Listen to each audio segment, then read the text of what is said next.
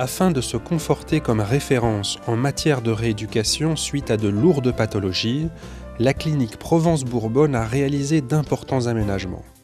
Elle se dote de nouveaux équipements et infrastructures en s'appuyant sur les compétences et disponibilités d'une équipe pluridisciplinaire. La clinique Provence-Bourbonne, c'est 6 millions d'euros d'investissement répartis sur les unités d'hospitalisation, la rénovation de l'unité en piscine, les plateaux de rééducation, que ce soit les plateaux bilan, réadaptation et hôpital de jour.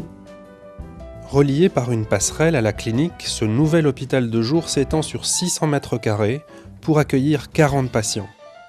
L'hôpital de jour apporte aux patients une alternative tant à l'hospitalisation complète qu'aux soins de ville, c'est-à-dire de pouvoir offrir un plateau technique complet à des patients désirant et pouvant regagner leur domicile. Ce sont des patients qui viendront en proportion à peu près égale de notre centre de rééducation, de la ville, adressés par des médecins correspondants ou directement par des unités de court séjour.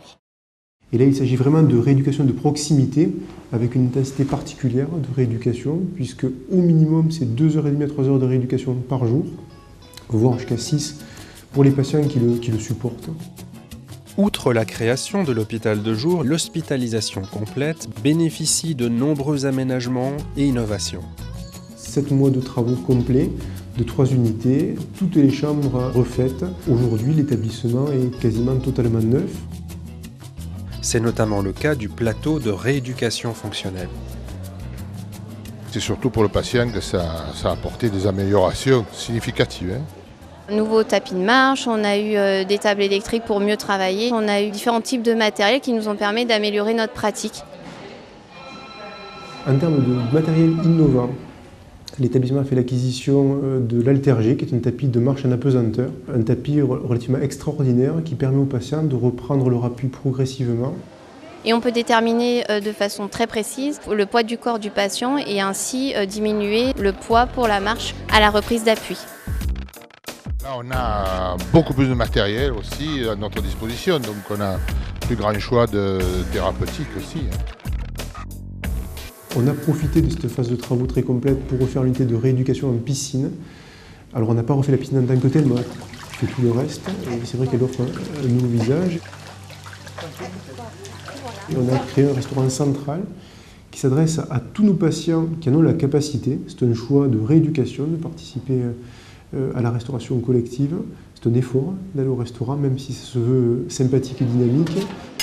C'est pas non plus une obligation de descendre au restaurant, on le propose parce que dans le cadre de la rééducation, ça peut être un plus très important, car nous avons quand même diverses pathologies dans l'établissement qui peuvent se retrouver autour d'une table. Aujourd'hui, une 50aine de patients mangent matin et soir au restaurant central sous la surveillance des aides-soignantes et d'un professionnel de la rééducation.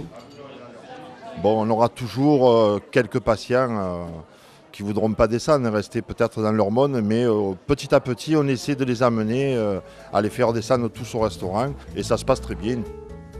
Toutes ces améliorations s'appuient sur une équipe pluridisciplinaire où chacun apporte ses compétences et son attention à des patients souffrant de pathologies locomotrices et neurologiques. La clinique Provence-Bourbonne, c'est un centre de soins de suite et de réadaptation spécialisé avec 2 grands pôles de compétences, le pôle locomoteur, suite d'orthopédie, traumatologie. Pour la neurologie, les patients atteints de maladie de Parkinson, les AVC et de façon générale, tout patient nécessitant une réadaptation soutenue à la sortie de son hospitalisation.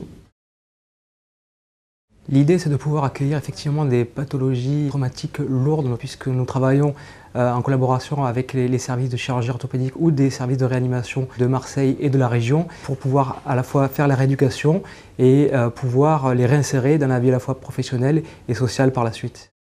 C'est pour assurer cette prise en charge 40 personnels exclusivement dédiés à la réadaptation, 10 médecins présents 24 heures sur 24 et une équipe de soignants autour du patient. C'est presque 120 soignants au sens large, rééducateurs, psychologues, neuropsychologues, médecins généralistes, spécialistes, kinés, ergothérapeutes qui se consacrent aux patients 7 jours sur 7 et 24 heures sur 24.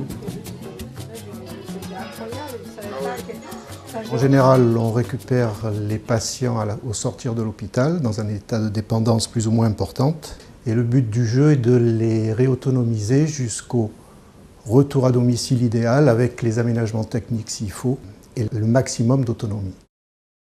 Depuis une dizaine d'années maintenant, nous avons axé notre effort sur les patients présentant une maladie de Parkinson. On a essayé de développer un savoir-faire spécifique au sein des équipes. Nous avons des ergothérapeutes qui se sont particulièrement intéressés aux pathologies neurologiques au sens large, en particulier aux troubles cognitifs des patients parkinsoniens, mais aussi aux troubles neurologiques occasionnant des pathologies du fonctionnement au quotidien, comme les accidents vasculaires cérébraux. D'une part, il s'agit d'assurer les soins de cicatrisation chez les amputés récents, de diminuer les œdèmes, de permettre un appareillage précoce même s'ils ne sont pas encore cicatrisés, puis ensuite les suivre pour assurer l'appareillage définitif, diminuer leur handicap, revoir la marche en terrain irrégulier, adapter aussi au niveau social les différentes aides qu'ils peuvent avoir. Le suivi des patients est assuré 24 heures sur 24 par l'équipe des médecins généralistes, ce qui est tout à fait indispensable. Nous sommes plusieurs médecins sur le centre, donc vous avez des médecins rééducateurs, vous avez des médecins généralistes dont je fais partie, qui assureront la continuité sur la journée, et des médecins de nuit. Nous sommes présents toute la journée dans l'établissement et surtout cette prise en charge est faite multidisciplinaire qui participe à la prise en charge de notre patient dans l'établissement. C'est important parce qu'on a des patients qui ont des antécédents assez lourds, qui ont des traitements importants et c'est vrai qu'il faut une surveillance permanente.